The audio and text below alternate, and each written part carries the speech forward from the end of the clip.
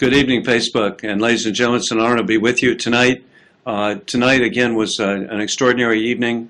To me, I enjoy the State of the Nation, Democrat or Republican. I think it's a great opportunity for the American people to hear from their president, reviewing what they believe they've accomplished in the past year, setting an agenda for the coming year.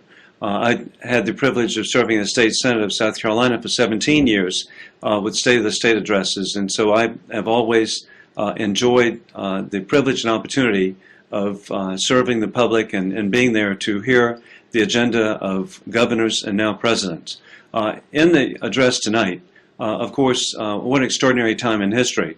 There were so many important issues that needed to be addressed. I was glad that the president did address jobs, but I feel like that what he was proposing is really a continuation of what has not worked, and that is extraordinary, excessive spending. The jobs that he was talking about tonight, we already know that when the stimulus bill was passed, the spending bill last year, it was indicated that the level of unemployment by passing this bill would not exceed 8%. But we know that, sadly, it is 10% nationally. In my home state of South Carolina, 12.6%. In some of the counties I represent, it's over 20%. And so there should be real efforts to create jobs. And what the president proposed tonight would not truly create jobs. In fact, he is persisting, I think, on the wrong path of excessive spending. And then he also indicated that he hoped to continue to promote his healthcare takeover. We know that the healthcare takeover, and as the more the American people have learned about the bill, the more they know that this is not in the interest of jobs. The National Federation of Independent Business, the NFIB, which is the voice of small business in America, has done a study, and it's indicated that the healthcare takeover would eliminate 1.6 million jobs. Another study indicated it would eliminate 5.5 million jobs. And so the president still is persisting on that initiative when we could have good health insurance reform. And he did indicate possibly a scaling back. So I know that we as Republicans will be working for health insurance reform, which can promote affordability, accessibility. Our bill, H.R. 3400, please go to it. It's a positive bill. Additionally, in regard to jobs, a concern I have, the president was persisting on promoting the cap and trade legislation. It's a national energy tax. Congresswoman Cynthia Lummis of Wyoming has, I think, correctly again identified a national energy tax. This too would kill jobs by skyrocketing electricity rates, by increasing the cost of gasoline and energy in general. That will make America non-competitive. It will cost millions of jobs. Particularly in the district I represent, I'm very pleased. We have a very significant steel manufacturing component, and it uses electricity. By increasing electricity rates, we will lose jobs. And of course, I'm very concerned of the impact on families by the increase of electricity rates and gasoline rates. But the policies that the president is persisting with will kill jobs, not create jobs. Additionally, what the president proposed, I was very hopeful over the weekend. We heard the trial balloons about freezing the budget. I've actually, when I served in the State Senate of South Carolina, every year I would offer a version of a budget freeze. And of course the liberals would reject it. And so when the president said that he'd be proposing a freeze of discretionary spending, wow, I thought that was great. But now as we find out, he's delaying it a year. The consequence of that is that it's really not a budget freeze. It's almost guaranteeing that the 85% increase that we've had in the discretionary budget in the last 3 years will be locked in place. And in fact, there are proposals to increase the budget 12% more this year.